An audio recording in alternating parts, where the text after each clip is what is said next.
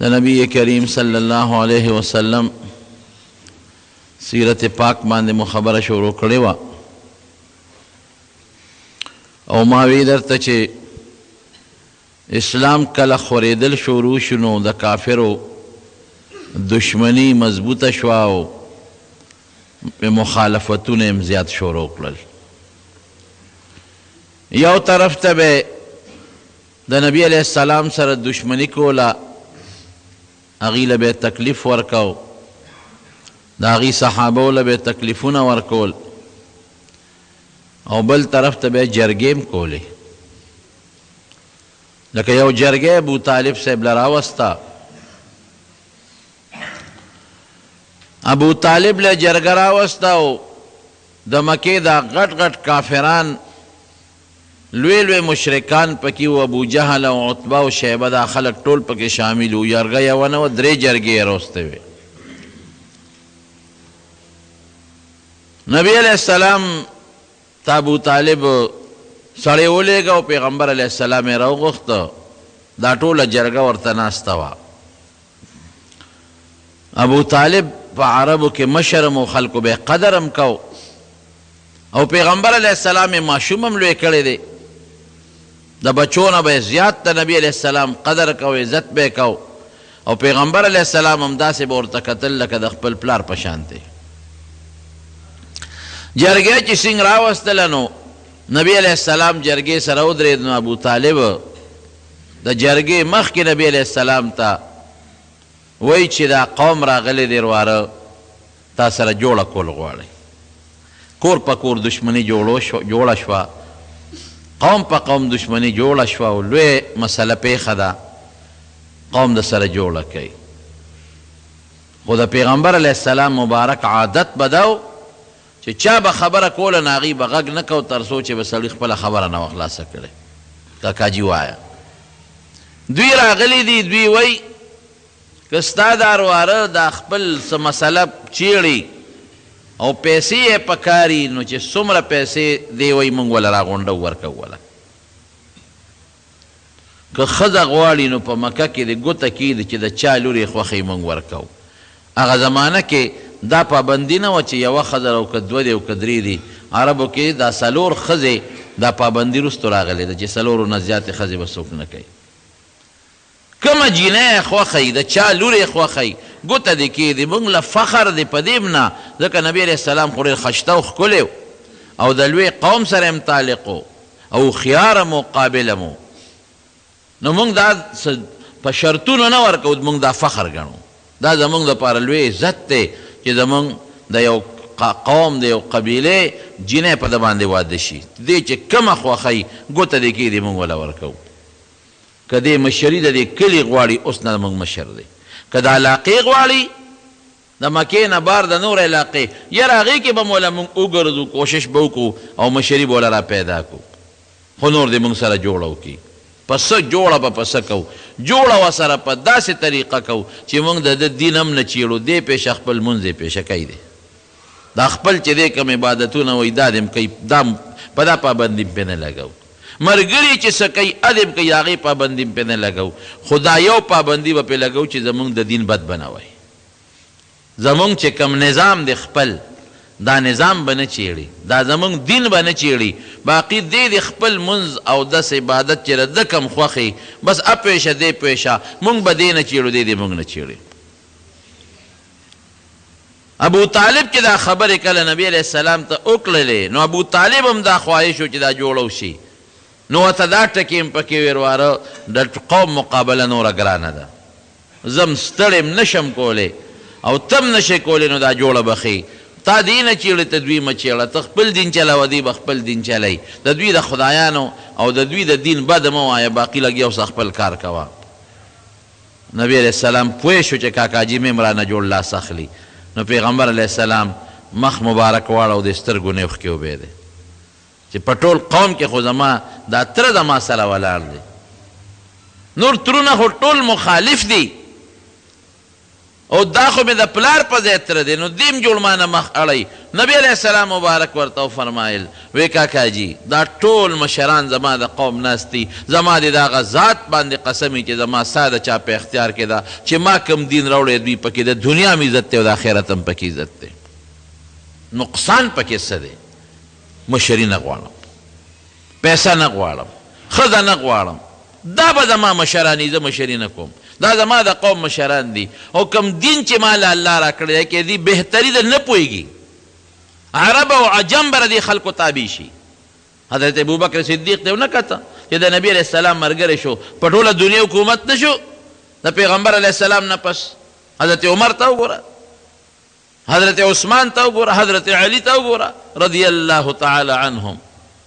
وی دا داسې دین مې والا راوړی دی چې عرب او عجم ټول به خپو ته لاندې کېږي، ټول به تابع شي. خو خیر یې دي پکې زما دا وی بس کرواره نورې خبرې دا پرېږده، قوم هم بلوه شوې ته موږ ته نصیحتونه نور مه کوه، خو دا چې موږ درته څه وایو دا ومنه. وی ښه نو خبره واورئ، دا یو لاس کې دا خو لا ښځه او بادشاهي او مال دی، دا راکوي د یو لاس کې راته سپومۍ راښکته کي او په دې بل لاس کې راته نور راښکته کي، نو په هغه ذات مې د قسم چې زما ستا د هغه په اختیار کې ده چې دا خپل مقصد به چرې هم پرېنږدم،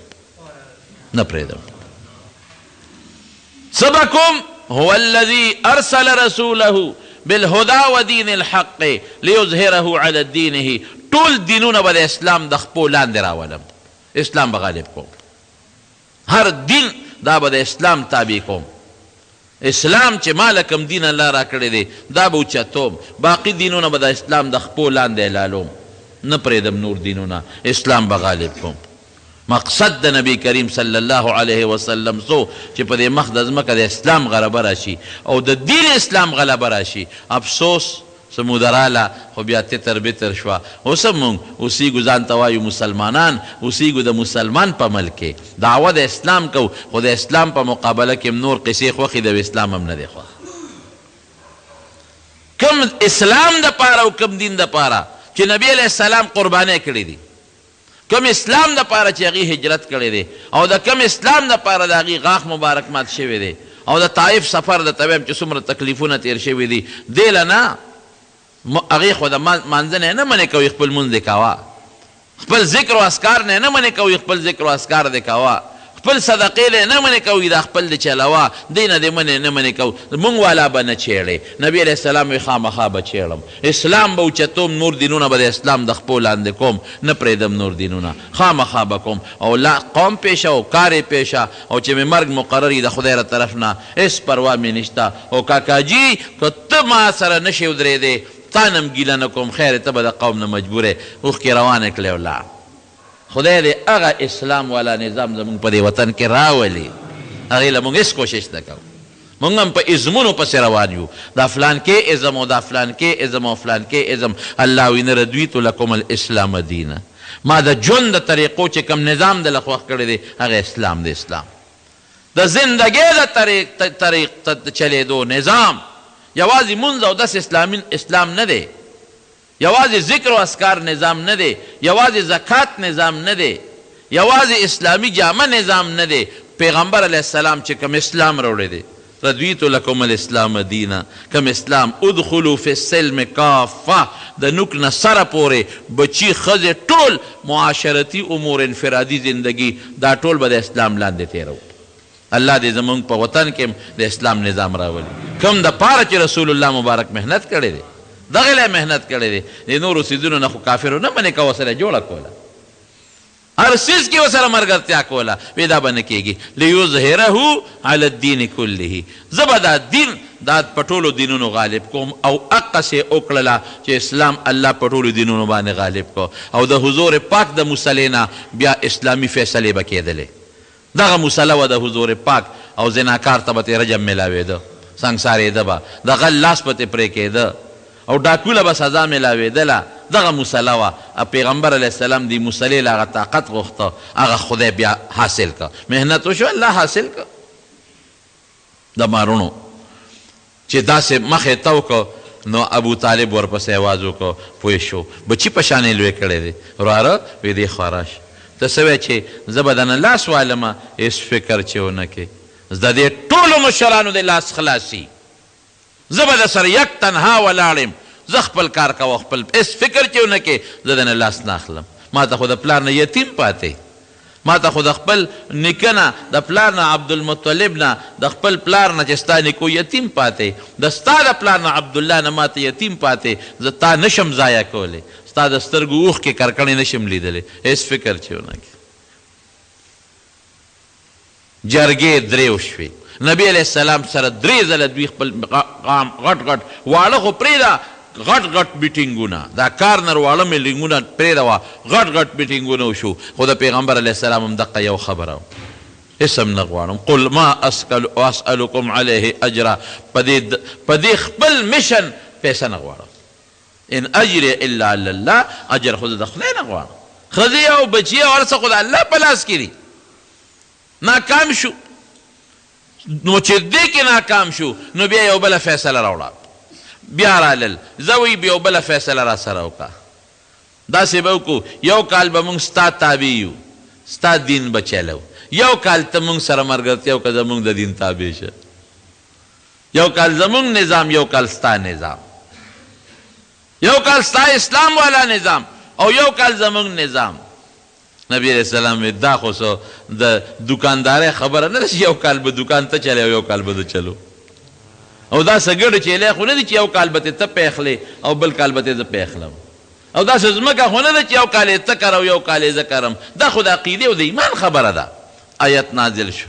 قل یا ایها الکافرون لا اعبد ما تعبدون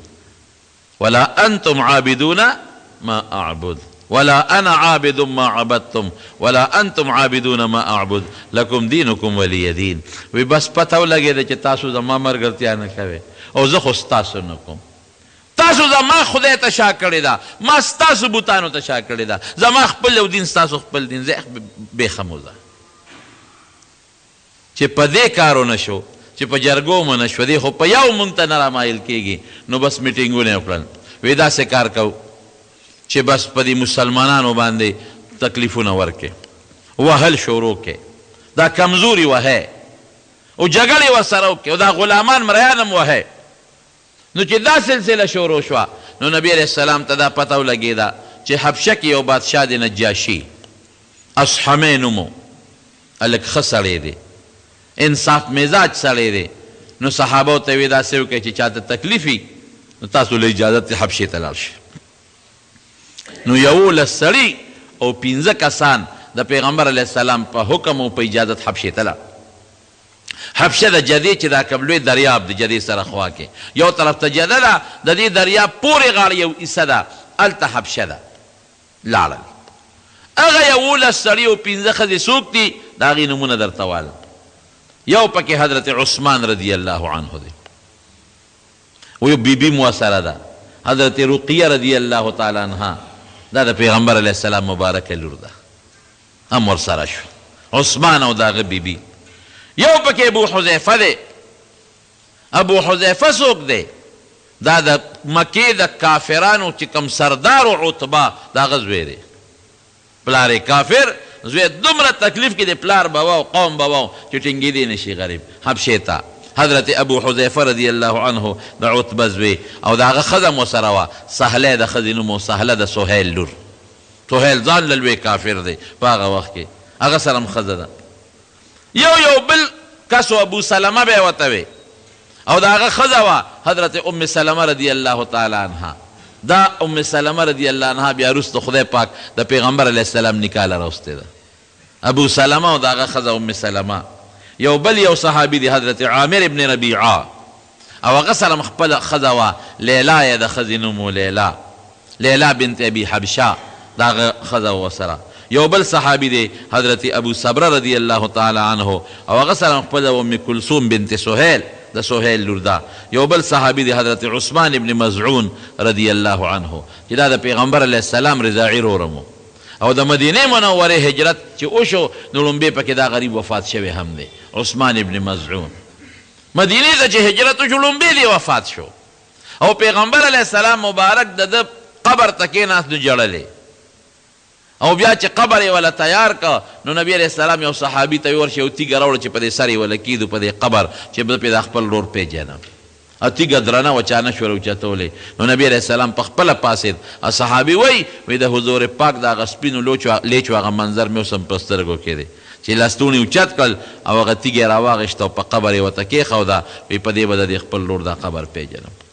دا غریب هم حبشې ته د هجرت وکړو یو بل صحابي دی حاتب بن عمر رضی الله عنه بل دی سهیل بن بیضا رضی الله عنه بل دی عبدالرحمن بن عوف رضی الله عنه بل زبیر بن العوام رضی الله عنه د پیغمبر علیه السلام د ترور زوی دی بل دی مصعب بن عمیر رضی الله عنه دا یولس سړي او دا 15 ښځې دا لاړل او اتفاق ته ګوره الله مدد کو چې څنګه حبشې ته چې څنګه دوی د مکې نه ووتل نو د مکې کافرانو ته پته ولګېدله چې دا 1115 کسه خو رانه ووتل نو قوم یې ولېږه وی شا به یې راوینیسئ زر یې راولې په کړو کې راولې په زنځیرونو کې دا رانه تښتي کم خوا چې دا کافر ورپسې وو دوی مخکې وو چې دوی جدې ته ورسېدل کښتۍ تیاره ولاړه وه ډکه شوې وه د یو څو کسانو ځای پکې و حبشې ته تله کښتۍ نو دوی وله 15 درهمه ورکړل په 15 درهم یې ورسره په کرۍ خبره وکړه او وروختل چې کښتۍ روانه شوه څه منځې لاړه دا کافر غاړې ته ورورسېدل خو بیا خو کښتۍ روانه شوې وه نو دا دقسې حق دک پاتې شو دا 14 کسان دا حبشې ته ورسېدل چې حبشې ته دوی لاړل واقعي د حبشې بادشاه ښه سړی و نجاشي دی ډېر ښه امن ورکړ او ویې زه بېغمه خپل کار کوئ دلته تاسو ته هېڅوک هم غږ نشي کولی اتفاق ته ګوره یو پراپیګنډه خوره شوه وی د مکې خلک مسلمانان شوي دي یو غټه پراپیګنډه خوره شوه نو دوی خوشحاله شو دوی وی چې راځئ چې خپل کلي ته ځو خپل وطن ته ځو ځکه خپل وطن پرېښودل خو ګران کار دی ځای چې ځو نو دوی واپس رالل چې رالل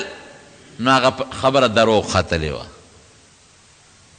نو بیا روان شو څه پکې پاتې شو او څه روان شو نو دې هغوی بیا خدای په دې کې یو حکمت و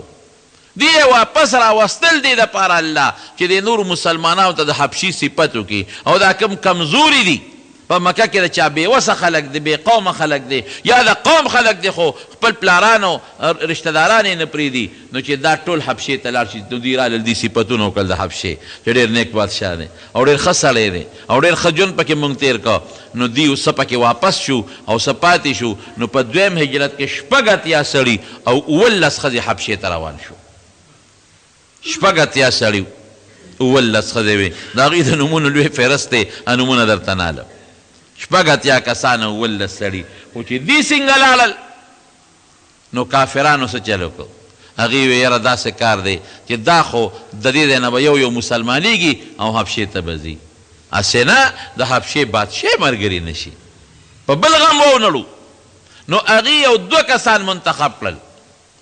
یو عمرو بن العاص رضی الله عنه دغه وخت کې لا کافر دی وروسته مسلمانېږي او یو عبدالله ابن ابي ربيعه دا 2 کسان یې منتخب کړل وی داسې وکړئ چې تاسو لاړ شئ د حبشې بادشاه ته نجاشي له او تحفې تحایف یې ځان سره واغېشتل د دنیا نو تاسو به لاړ شئ نو د هغه چې کوم د دربار خلک دي نږدې وزیران او د هغه د پارلیمنټ او د مشورې خلک هغوی له تحفې ورکړئ په خپل اعتماد کې والی او بادشاه ته ووایه چې دا خلک دي او دا موږ ته راواپس که مکې ته نو دا خلک پرې راوشړه دوی لاړل حبشې ته ورسېدل چې دوی ځان سره بلا تحفې او تحایف وړي ځکه ټول قوم مخالف دی قوم پیسې را جمع کړي دي تحفې تحایف د نجاشي بادشاه درباریانو له ورکړل وزیرانو له او سکرټریانو چې دا کم رشوت خواره دوی له پیسې میسې ورکړې او دوی له تحفې هم ورکړې وی دا والی او مونږ بادشاه سره میلو کې او دا کم خلک چې کم تاسو سره زمونږ دا دشمنان راغلي دي دا مونږ ته واپس کړئ چې دا مونږ مکې ته بوځو هغوی به ودرېږه بغیر د بادشاه نه خو دا کار نه کېږي بادشاه نه مشوره لو که د هغه نه بغیر یې درکوو خبر شي مونږ ته څه ضرر نه رسېږي چې بادشاه سره یې مشوره وکړه وی صاحب څه چر پسند راغلي دي د مکې نه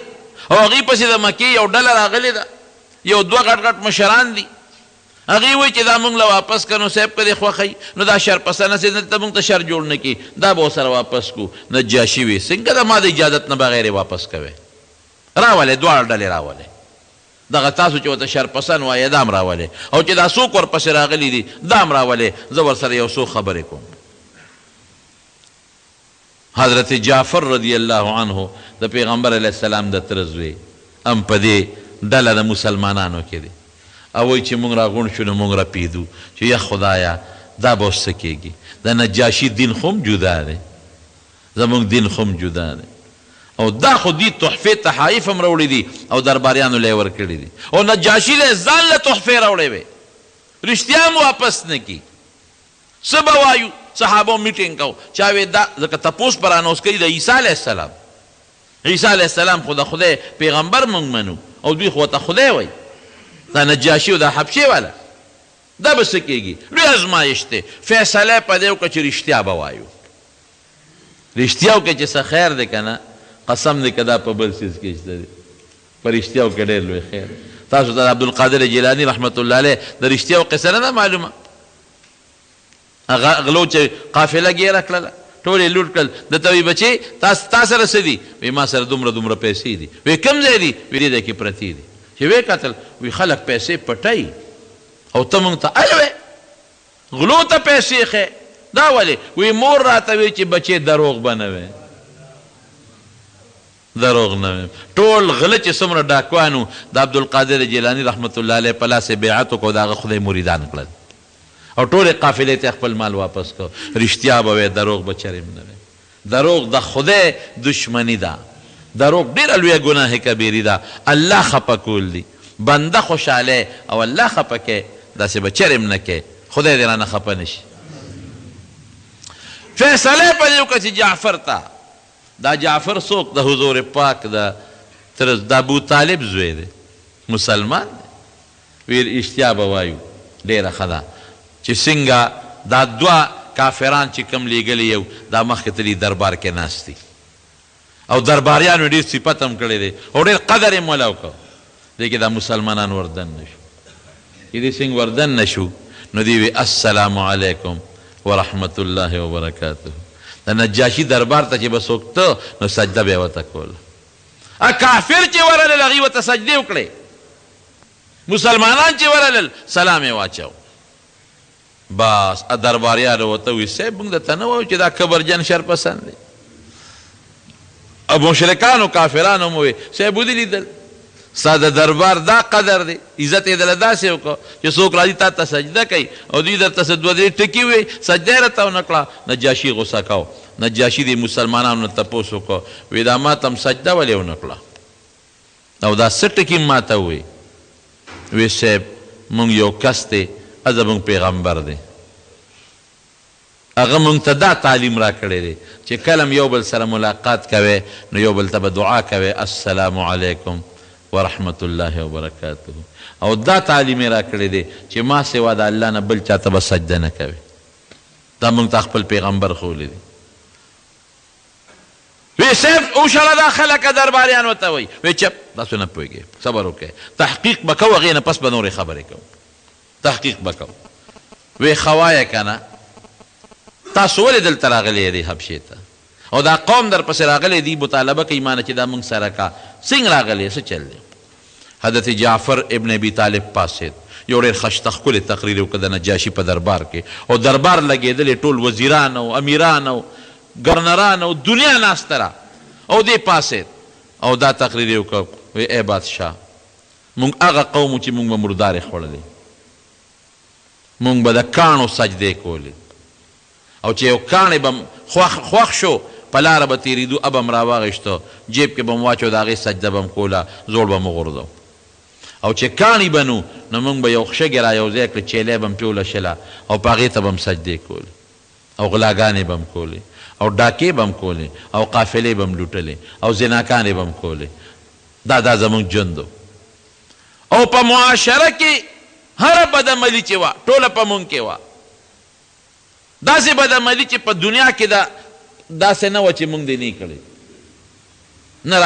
نه مو مور پیژندله نه مو پلار پیژنده نه مو لوڼه پیژندلې جمدی به م ښخولی اولاد به م جمدی ښخو نو یو هلک مونږ کې خدای را پیدا کړ نوم محمد دی صلی الله علیه وسلم مونږ یې پلار هم پیژنو مونږ یې نیکم پیژنو، مونږ یې قوم هم پیژنو، مونږ ته ښه معلوم دی او ډېر نیک او صالح مونږ کې، او دوی ته هم پته ده دوی هم پیژني. هغه یې لږ مونږ ته ووایي چې الله یو د شریک وله نشته،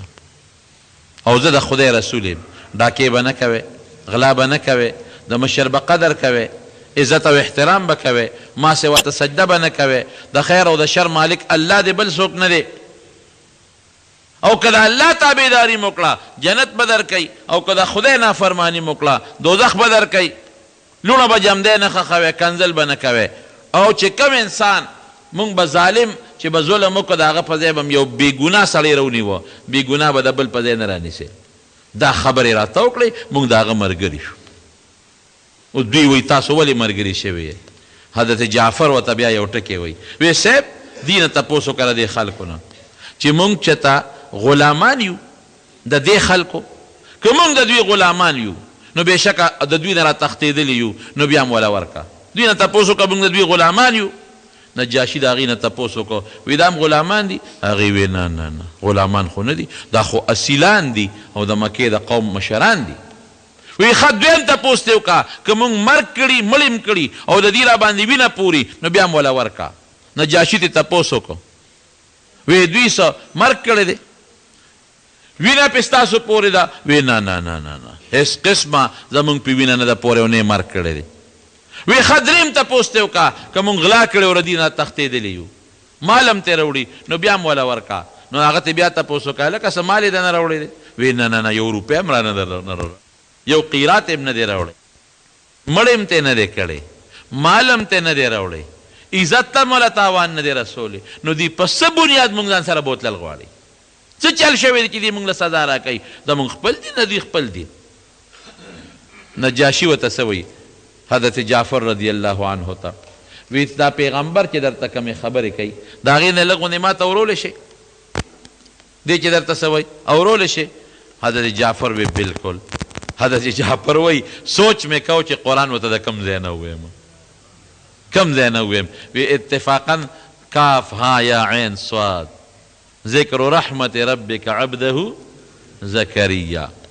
دا آیتونه د حضرت زکریا علیه السلام او د یحیی علیه السلام، او بیا دا مې ورته تلاوت کړل. وی چې دا مې تلاوت کړل د نجاشي د سترګو نه د اوښکو قطار روان شو. واذا سمعوا ما انزل الیه ترى اعینهم تفیض من الدمع مما عرفوا به،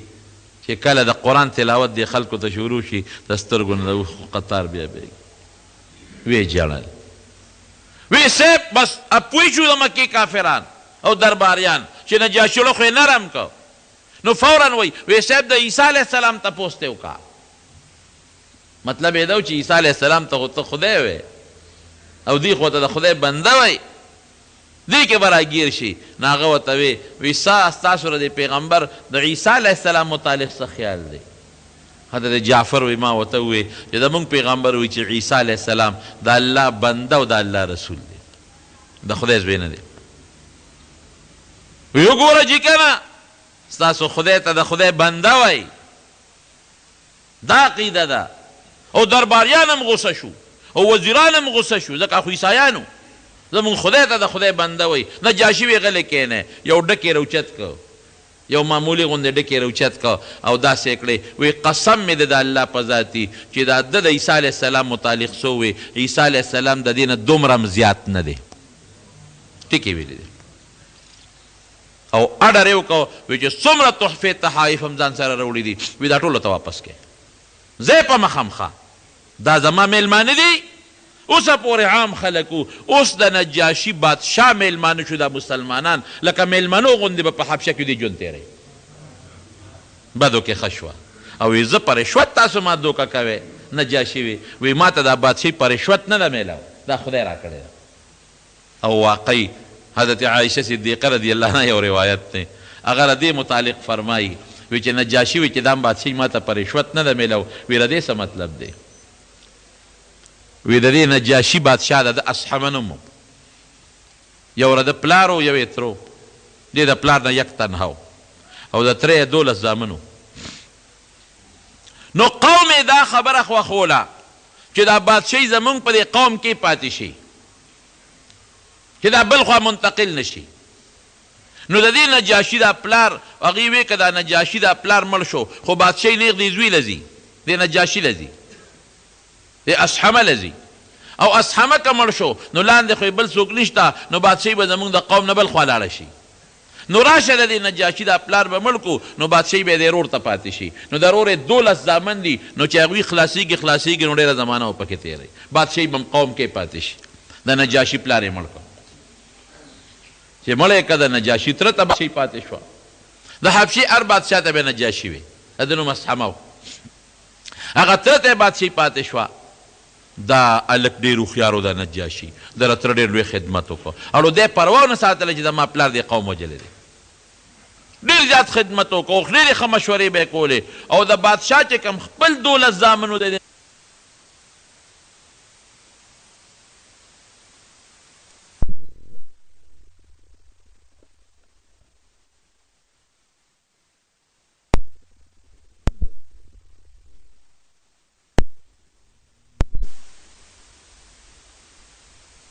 که ته مړ شوې د حکومت دله ځي دا هلک هوښیار دی وی څوک هم وی دا مړ که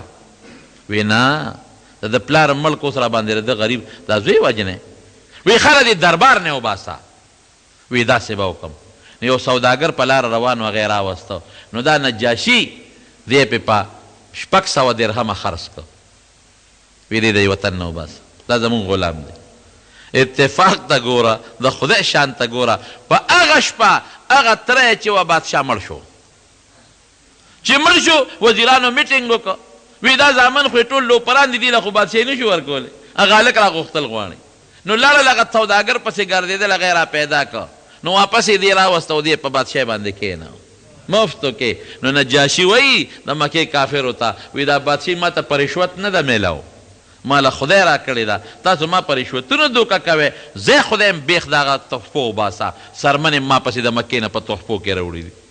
دې سرمنې مرمنې وړې وې او نور څیزونه هغه ورته واپس کړل او خوار او رسوی را رخصت کړل او دا مسلمانان چې دا کم شپږ اتیا مسلمانان او 19 ښځې دي دا زما د نن لکه میلمه غوندې بدلتی زه اوسېږې بېغمه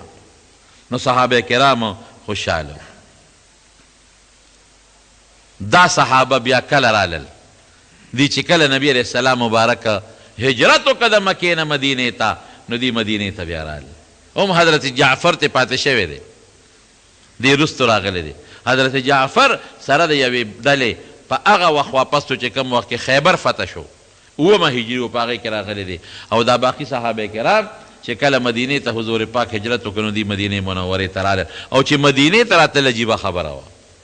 نجاشي له لاړل وی مونږ خو زمونږ پیغمبر خو مدینې ته لاړ هجرت یې وکړ مونږ هم ځو مدینې ته تا له اجازت له راغلي یو وی ښه ما له اجازت له راغلی یې وی یو وی لاول خو دلته راشئ ما ته کلمې شهادت وروی چې زه مسلمان شم خدای مسلمان که دې کې ام حبیبه رضی الله تعالی عنها وه د چا لور د ابو سفیان چې مکه کې لوی سردار دی هم پکې ده د هغې خاون وفات شو په حبشه کې هغې تقاضا وکړه وی ما نبي علیه السلام سره که نکاح وشي نو ښه به نجاشي د خپل ځان نه 1500 روپۍ مهر هغې له ورکړه او د پیغمبر علیه السلام او د ام حبیبي نکاح یې په حبشه کې وله وتړله او یو خپل غلام یې ورسره که یو نوکر دی مسلمانانو سره کا وی ښه په عزت به مدینې ته رسوی سپیشل کشتی والا برابر کړه بل نوکران یې کړل ورسره لکه یو پروټوکول غوندې شکل کې او ته به لاړ شې نوکر ته وی او دا مسلمانان به ښه په اطمینان ورسئ او بیا به نبي علیه السلام ته زما درخواست وکړي مسلمانان راورسېدل هغه د نجاشي هغه سړی هم راورسېده چې راورسېده وی نجاشي وی چې د الله رسوله زه په تا باندې ایمان ما راوړی زه مسلمان شوی بلکل او د الله په روی ستانه سوال کوم چې ماله د خدای په دربار کې بخښنه وغواړه نو نبي علیه السلام وله 3 دعاګانې وکړې چې خدای نجاشي وبخه الله ته وبخه الله ته وبخه او بیا وروستو دا نجاشي چې کله وفات شو د تمنا کړې وه چې زه به د نبي علیه السلام ملاقات له راځم خو غریب بیا مړ شو وفات شو ملاقات نصیب نه شو نو چې کله وفات شو نو نبي علیه السلام مبارک صحابو ته اعلان وکړه په جومات کې وی ستاسو هغه ورور نجاشي وفات شوی دی وی دا صاحب تاسو ته څه پته ولګېده وی جبریل علیه السلام راغی ما ته الوی او وی ما ته جبریل علیه السلام دا مو وی چې که جنازه کول غواړې چې درته یې رانږدې کړمه وی مې چې یو بالکل جنازه کول غواړم. نو نبی علیه السلام ځان سره صحابه کرام وویستل د مدینې منورې د جومات نه بار، او وی جبریل علیه السلام په یو وزر د ځمکه وواله، وی ما ته نجاشي کټ ښکاري او تاسو یې نه. نو پیغمبر علیه السلام په نجاشي باندې بیا غایبانه جنازه وکړه. غایبانه جنازه دا بعضې خلک کوي، ولې زمونږ په مذهب کې د امام ابو حنیفه رحمت الله علیه غایبانه جنازه نشته. هغوی دا وی دا د نبی علیه السلام په نجاشي غایبانه جنازه کړې ده، لیکن وروڼو په یو روایت کې راځي دا غایبانه نه وه، مونږ ته خو غایبانه ښکارېده. نبی علیه السلام وی ما ته جبریل علیه السلام د ده دا کټ را ښکاره که ما لیده او تاسو نه لیده. نو گویا کې پیغمبر علیه السلام په حاضر سړي جنازه کړې ده، حاضر مړي باندې. اصحمه د دې نجاشي نه و، نور د حبشې هر بادشاه ته به دوی نجاشي به یې ورته وي چې دوی کله په دې کې نامراده رالل د مکې دا کافران، او قوم ته یې وایي چې مونږ خو ذلیل را رخصت کړو. هغه خپلې سرمنې مرمنې هم راته را پشا کړې، او تحفې تحایف هم را پشا کړل چې دا هم نه دي پکار. اوس به څه کوو؟ جرګه ناکام د ابو طالب حبشې نه نامراد رالل، په والو ټکولو په مسلمانانو ستړي شو چې کم غریبانان مسلمانانو حبشې ته لاړل، چې کم مالدارو او د قوم نه مجبورو هم حبشې ته لاړل. د مکې کافرانو یو بل میټینګ وکړو، وی داسې کوو چې د مسلمانانو خلاف مکمل بایکاټ. بنو هاشم چې کم د نبی علیه السلام قوم دی، مکمل بایکاټ، داسې بایکاټ ورسره کوو. او خیفي بني کنانه یو ځای و د مکې سره خوا کې یو خوړ دی، هلته جمع شو.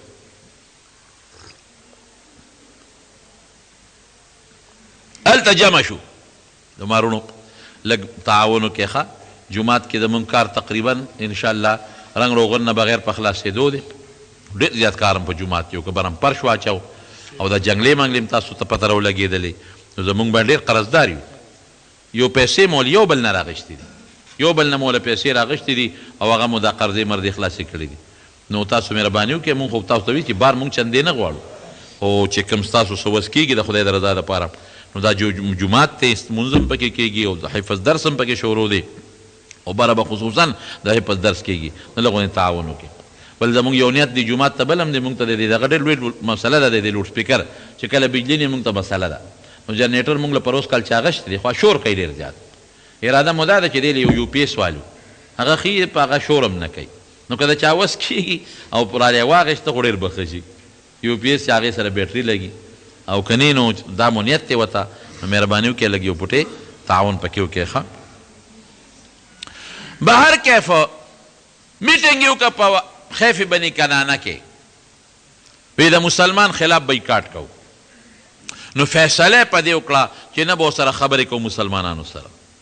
بلکې یوازې مسلمانان نه، د دوی چې کوم ملګري دي اگر که مسلمانان نه دي هغې سره به هم نه کوو،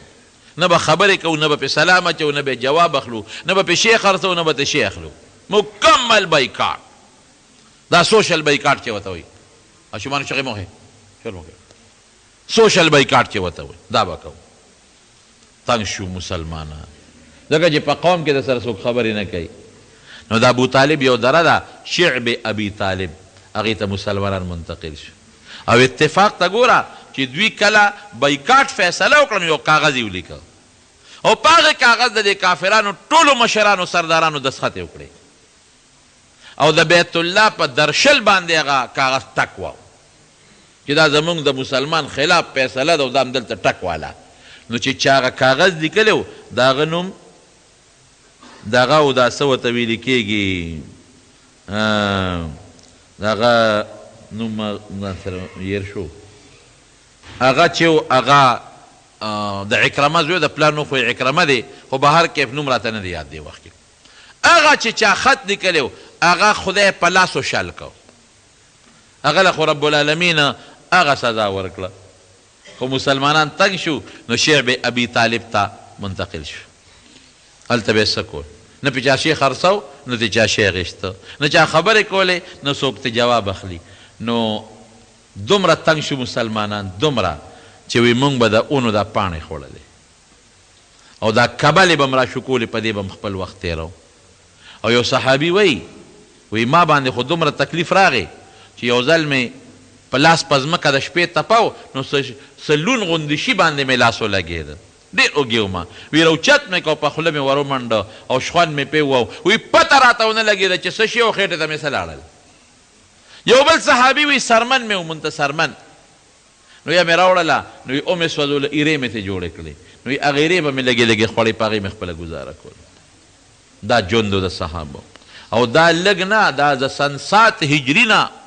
حبشې ته هجرت په 5 هجرې رجب کې زبرګه کې شوی او دا سن 7 هجري وه د سن 10 هجرې دا هجري نه شه نبوي ځکه هجرت خو وروستو دی حبشې ته هجرت په 5 نبوي شوی او دا 9 نبوي و د پیغمبر 9 کال د نبي علیه السلام 3 کاله د تکلیفونو کې مسلمانان تیر شوي او دا ظالمان به تلله په هغه دره په غاړه کې به ورته ودرېدل نو د مسلمانانو هغه ماشومانو به د لوږې نه چغې والې جړل به نو دوی به پورې خندل داسې ظالمانو ظلم به یې کو نو پکې هر قسمه خلک وي بعضې پکې ښه خلک وي نو یو کس پکې و پکې خو حکیم ابن حزام د حضرت خدیجې رضی الله تعالی عنها د تره زوی دی هغه وی یاره دا خو ډېر لوی ظلم دی دا هغوی خپل دین زمونږ دا دونه ظلم ولې په دې مسلمانانو کو او چې د بار نه به قافله راله او سامان به یې خرڅو نو د مکې کافر به ورته ګورې په دې به نه خرڅوې نو په مسلمانانو به یې نه خرڅو او که خرڅو به نو دوی به ورته وي د دې لس چنده زیات قیمت ووایه نو دومره قیمت به وي چې به د اخېستو نو تنګ شو حکیم ابن حزام یو اوښ رابار که 3 کاله پې تېر شو اوښ یې بار که د غلې او د خوراک او د وازګو او چې څنګه یې بار که نو روان شو دې درې ته ور روان شو دې کې ابوجهل ولیده وی ښه حکیمه مونږ بایکاټ کړی او ته بایکاټ ماتی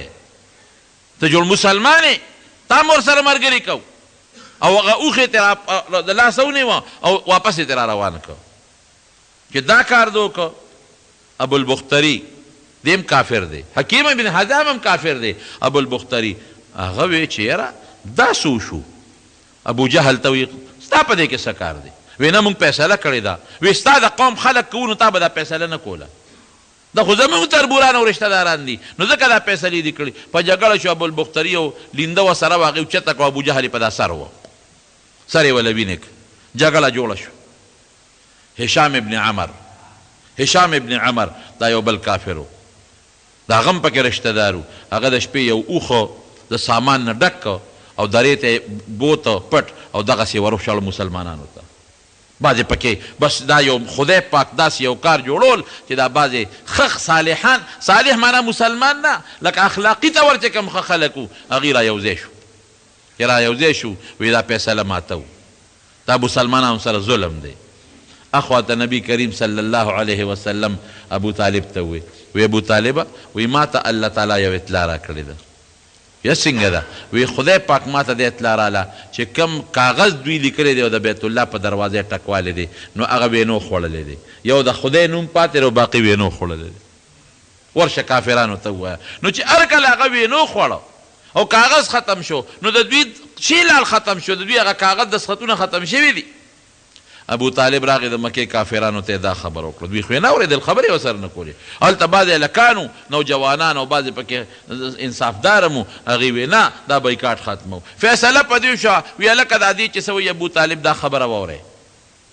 که دا کاغذ واقعي وی نو خوړلي بایکاټ به ختم کو اکې نه یې خوړلي نه به یې ختمو بس مجبوره شو کافران خپل منځ کې پکې اختلاف جوړ شوی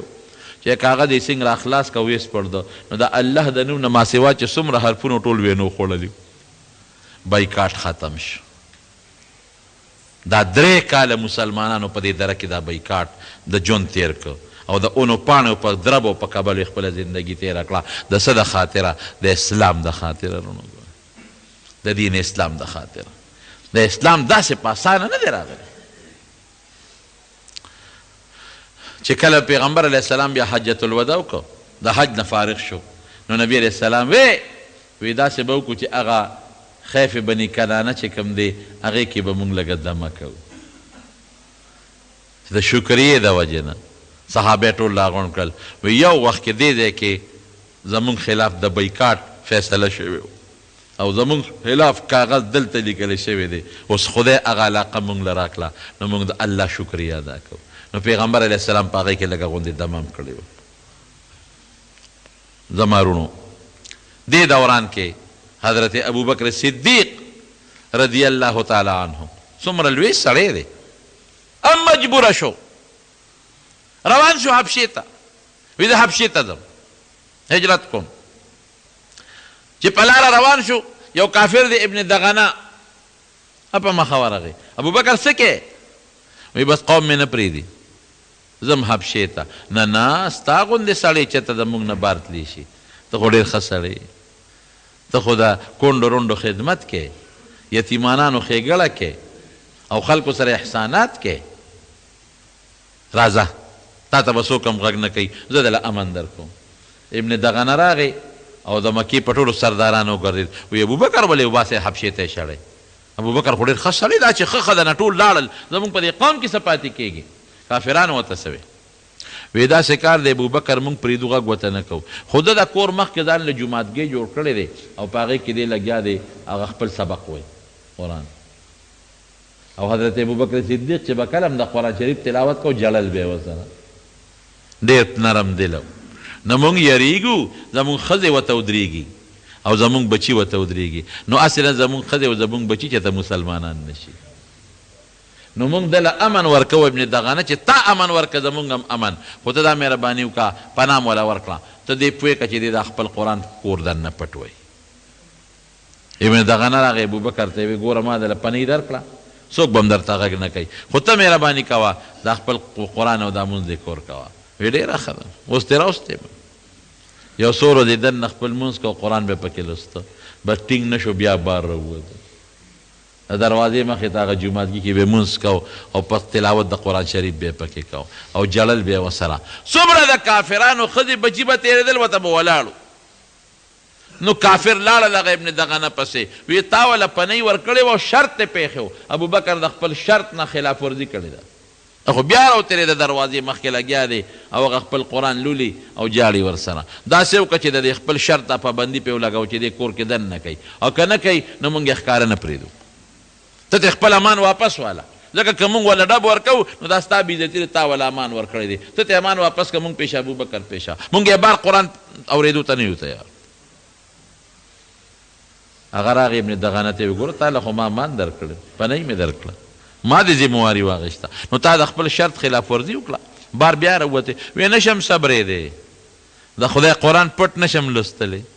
نشم ټینګېدی وی ښه نو که سر باندې چا بار غزار وکړو نو دا خو زما بېعزتي راکړه پنۍ ما درکړې ده ما ته خپل امان واپس که او یا دننه خپل تلاوت کوه ابن ابوبکر صدیق ورته څه وایي وایي ما تا له خپل امان واپس درکو ما له د الله او د رسول پنۍ او امان کافي دی دا دومره سختې به په دې صحابه کرامو تېرېدلې بیا چې د شیب ابي طالب هغه درې نه مسلمانان راووتل نو بیا د غم کال و عام الحزن ورته وایي ځکه چې په دغه کال کې ابو طالب وفات شو پیغمبر علیه السلام سره خو د ډېره مینه کوله او نبی علیه السلام عجیبه دا و چې کله مړ کېده نو پیغمبر علیه السلام وله راغی او د مکې دا کافران تی ګیر چاپېره ټول تودي نبی علیه السلام ورته کاکاجي دا کلمه ووایه زه پوه شه او خدای پېشه زه به الله سره نور خبرې کوم خو ته مهرباني وکړه دا کلمه ووایه ابو جهل ورته څه وایي اترغب عن ملت عبدالمطلب وی د خپل پلار نیکه د دین نه دی اړی اخیری الفاظ د ابو طالب دو علی ملت چې بس زه بل دین نه قبلوم او د هغه خپل هغه نیکه پلار نیکه هغه زوړ خپل دین قبلوم نه قبلوم او ساعت یې ووتل کافر مړ شو ورته پته ده لقد علمت بان دین محمد من خیر ادیان البریة دینا وی ما ته دا ښه معلومه ده چې د محمد صلی الله علیه وسلم دین په ټولو دینونو کې بهتر دین دی بس ایمان یې نو نبی علیه السلام څه وی وی هغې پورې بدله د خدای په دربار کې بخښنه غواړم چې تر څو خدای نه یې منع کړي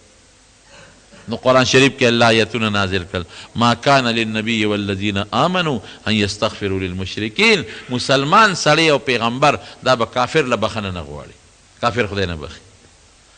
ان الله لا یغفر ان یشرک به ویغفر ما دون ذلک لمن یشاء کفر او شرک باندې چې کوم سړی مړ شو د ده بخښنه نشته نور که خدای غواړي وبخي کفر او شرک خدای نه بخي 3 ورځې یا 15 ورځې د ابو طالب د وفات ته پس حضرت خدیجه رضی الله عنها هم وفات شو. خو د پیغمبر علیه السلام بیبي م وه خو ډېره زیاته خدمتګاره وه او ډېر لاس به یې کو نبي علیه السلام ته تسلی به یې ورکولې. نو پیغمبر علیه السلام په دغه کال ډېر غمجن و. 3 کاله په شیب ابي طالب دره کې او دغه کال د کاکا وفات او د بیبي خدیجې رضی الله تعالی عنها وفات. نو ځکه عم الحزن ورته وایي. نو چې دینه مایوس شو نو پیغمبر علیه السلام بیا لاړ طایف ته. هغه واقع د طایف انشاءالله ابرته بله جمعه کې وویم. خو صرف دومره مې د پیغمبر علیه السلام مبارک دا حالات لږ را شروع کړي دي چې تاسو ته دا معلومه شي چې نبی علیه السلام د دې دین دپاره څومره محنت کړی دی، څومره خواری کړی دی. دا راته د دې دین قدر در سره پیدا شي او د نبی علیه السلام مبارک قدر در سره پیدا شي چې د دې نه خبر شي او د خپل ښکلي پیغمبر د حالات و تاریخ نه خبردار شي. جمدې قوم هغه دی چې د خپل مشر تاریخ هیر نه کړي. څوک چې د خپل مشر تاریخ هیروي دا جمدیني دا مړ قوم.